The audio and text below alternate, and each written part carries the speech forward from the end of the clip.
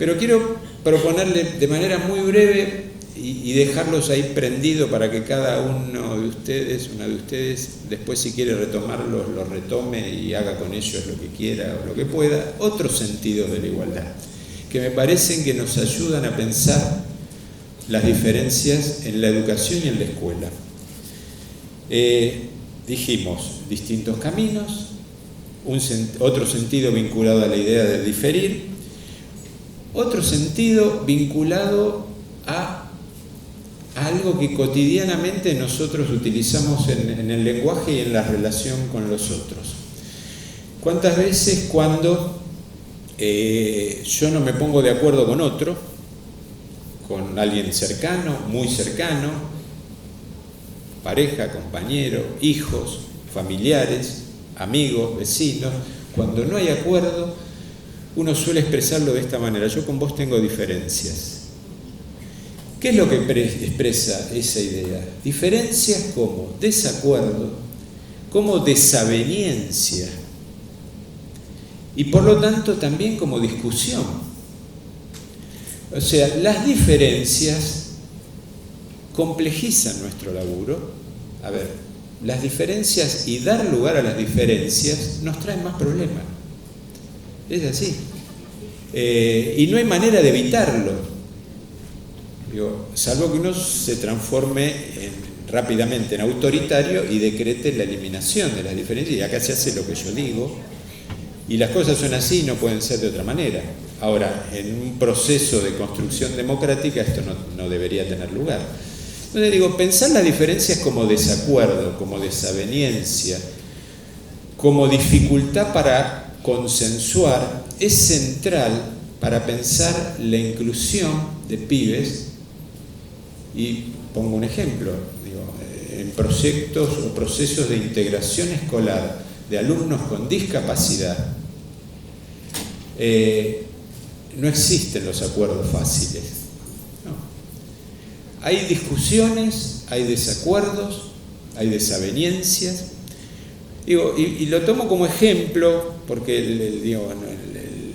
el proceso de integración escolar, hoy denominado de inclusión educativa para algunos, para otros seguimos sosteniendo las dos ideas, integración escolar e inclusión educativa, no como elementos contrapuestos como algunos lo presentan, sino como elementos complementarios en todo caso, ha sido siempre una tarea forzosa. Establecer acuerdos requiere de esfuerzo. Pensemos, Juancito, de cuarto año de la escuela primaria, tiene una discapacidad intelectual. Hay que construir un proyecto de acompañamiento que podemos llamar de integración escolar, de inclusión, con el acompañamiento de una maestra integradora de una escuela especial. Construir una propuesta pedagógica para Juancito no es una tarea que sale rápida ni fácilmente, requiere un esfuerzo y un trabajo. Pensemos nada más las instituciones que intervienen. Interviene una escuela común, una escuela especial, puede intervenir un equipo técnico, puede haber profesionales externos, está la familia del sujeto y fundamentalmente está el pibe, el sujeto. Todos espacios. Agreguemos a esto cada uno de los actores, de las personas que conforman esas instituciones, pueden no pensar lo mismo, que es lo que probablemente sucede, o muchas veces sucede, acerca de la inclusión, la educación, de la enseñanza, la didáctica, etcétera, etcétera. Todos estos sujetos se tienen que poner de acuerdo para construir una propuesta pedagógica para Juan. ¿Es una tarea imposible? No, no es imposible. De hecho, se viene haciendo con mayores o menores dificultades. Pero es una tarea compleja. Y es una tarea que uno además sabe, y si no lo sabe, hay que tenerlo en cuenta, nunca es definitiva. Los acuerdos nunca son definitivos. Son siempre temporales y provisorios. Y van a ser revisados y tienen que ser revisados. Y entre otras cosas son provisorios también porque cambian los actores. Lo que logramos construir en una escuela con una maestra, con un maestro, con un profesor y una maestra integradora, al año siguiente cambió la maestra, cambió el profesor, cambió la directora, cambió la supervisión y nuevamente hay que retomar esa tarea. Ahora, tener en cuenta esto no es para desanimarse, es para anticipar y graduar las propias energías que tenemos como docentes. Es decir, dónde ponemos el esfuerzo y sabiendo hasta dónde alcanza esto y que esto va a haber que retomarlo. Otra idea otro sentido que me parece interesante de las diferencias, y menciono un par, voy a poner dos en relación. Las diferencias como aquello impensable o como aquello que es misterioso. A ver, lo pongo en estos términos. De pronto llega un pibe a la escuela, al grado, y yo como maestra tengo a un sujeto que además de no ser conocido, de ser nuevo, de haber entrado, me cuesta comunicarme, me cuesta entender qué es lo que hace, tiene desde mi punto de vista dificultades a las cuales yo no puedo llegar. ¿Qué me sucede? Digo, ¿qué me pasa a mí como maestro, como maestra, ante las diferencias que trae un otro sujeto? Digo, y esto no está mal pensarlo inclusive en términos personales y de relación con el otro. ¿Qué me pasa a mí como persona en relación a las diferencias?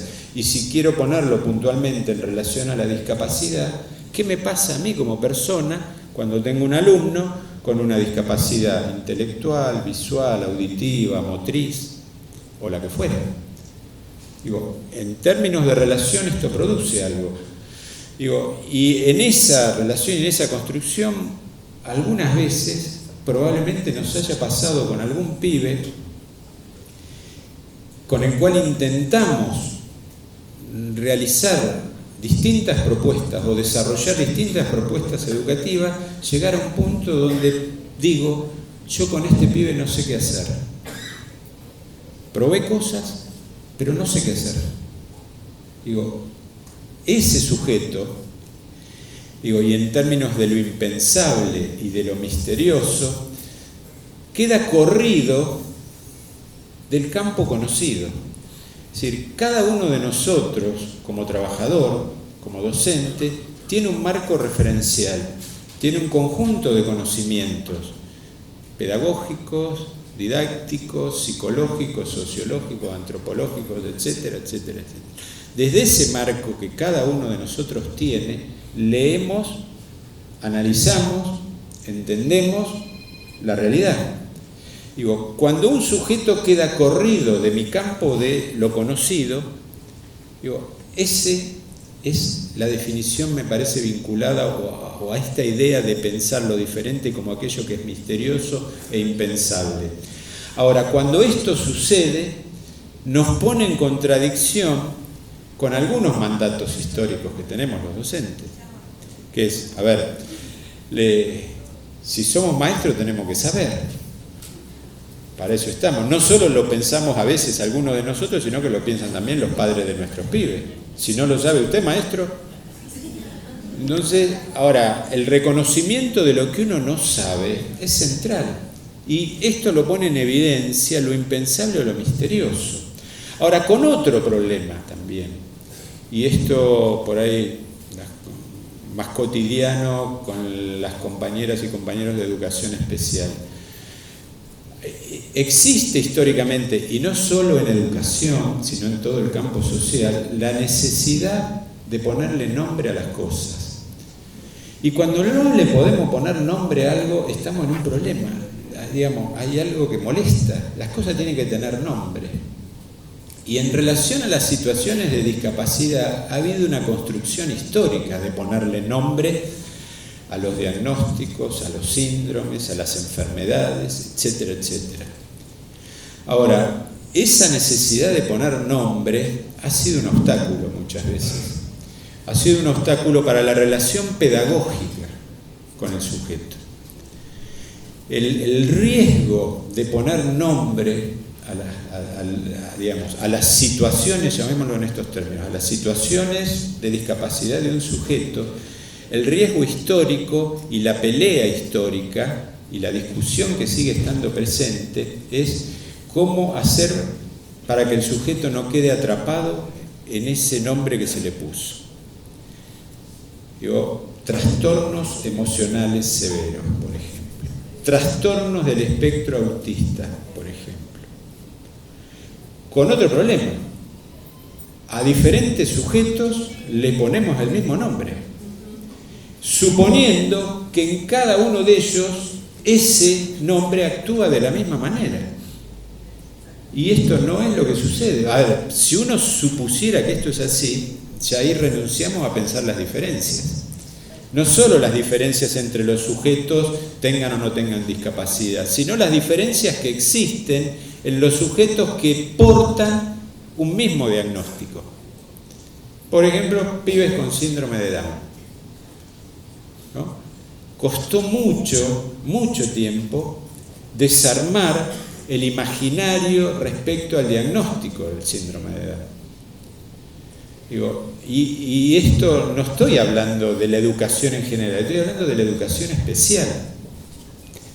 Durante muchísimo tiempo, si uno analizaba las currículas de los grupos escolares de alumnos con discapacidad vinculada al síndrome de Down, que recuerdo, y esto también tiene que ver con esta búsqueda permanente de nombrar las cosas en educación especial, durante muchísimo tiempo lo que hoy denominamos discapacidad intelectual lo teníamos clasificados. Teníamos retardo mental leve, moderado, severo y profundo. Los profundos estaban perdidos, porque ni currícula tenían, nada. Ahora, los severos tenían un poquito más, ya los moderados, y acá es donde automáticamente, por portar síndrome de Down, era retardo mental moderado. Era automático. Y en esa automaticidad, si uno iba a la propuesta pedagógica y a lo que se llamaba currículum, y sin entrar en detalles como estos currículums que existían, que eran conductuales, había que adquirir conductas. Había autovalimiento, independencia personal, higiene, algo de psicomotricidad. Ahora, lengua, matemáticas, sociales, naturales, no existía. ¿Cuál era el supuesto de esa propuesta? Que los pibes no accedían, que un pibe con síndrome de Down no accedía a la lectoescritura. Y fíjense ustedes, ¿cuál es el eje de este problema? Cuando uno supone por un diagnóstico que un sujeto no va a poder, es altamente probable que no pueda, por una sencilla razón, porque yo no voy a construir en la propuesta pedagógica algo en ese sentido, que tiene lógica, es una lógica de, si ustedes quieren, de esfuerzo, de cuidado, es decir, ¿qué me voy a meter a hacer algo que es imposible? Digo, desde el sentido común, que también se debe cuestionar, esa es la lógica que operaba. Entonces no habiendo propuestas didácticas vinculadas a la alfabetización, la consecuencia era que el grueso de los pibes con síndrome de Down no se alfabetizaban. Por suerte, algunos pibes, muchos de ellos, pudieron demostrar lo contrario, y nos obligó a los que estábamos en educación, a la escuela, a modificar las propuestas curriculares, a desarmar, a destruir algunas, a eliminarlas, para realizar otro camino. La pregunta sería, ¿es necesario ponerle nombre a las diferencias? ¿Para qué me sirve ponerle un nombre a las diferencias? Aclaro acá, abro otro paréntesis, que con esto no digo ni pienso que los diagnósticos no sirven o que no hay que utilizar los diagnósticos. El asunto es, ¿qué hacemos con un diagnóstico? ¿Qué lugar le damos a un diagnóstico en nuestra tarea docente? Digo, porque esta también es una discusión. Un proyecto pedagógico no se puede definir desde un diagnóstico médico. Nosotros, como docentes, tenemos un instrumento y una herramienta que es central, que es el diagnóstico pedagógico. Más allá del diagnóstico médico que puede tener un pibe, para nosotros la importancia que tiene el diagnóstico pedagógico es central. El diagnóstico médico no me va a decir cómo un pibe aprende, cómo aprendió hasta ahora, qué conocimientos construyó, dónde está parado, qué mecanismos, qué caminos, qué tiempos tiene. Esto lo puedo indagar, lo puedo descubrir, lo puedo precisar en un diagnóstico pedagógico. Digo, recuperar la importancia histórica que ha tenido para la tarea docente el diagnóstico pedagógico creo que es central. Digo, no es un tema, uno a veces ve que determinadas prácticas o determinados instrumentos se han virado en otro sentido o se han perdido a veces en el camino. Y uno de los que a veces me parece que se ha perdido es el diagnóstico pedagógico. Y donde se toma y se considera como punto para la construcción de la enseñanza diagnósticos que tienen su valor, que pueden aportar, pero desde otro campo. A un médico un diagnóstico pedagógico le aporta información, pero no deja de tener y de hacer su diagnóstico médico. Para nosotros debería ser algo similar. Un diagnóstico médico nos puede decir, que me diga un oftalmólogo que un pibe tiene tantas décimas de visión, me aporta porque me acerca a la situación del sujeto. Ahora no me va a resolver el problema de la enseñanza, ese diagnóstico. Y, volviendo a la pregunta, y si tomara, ¿es necesario ponerle un nombre a cada diferencia?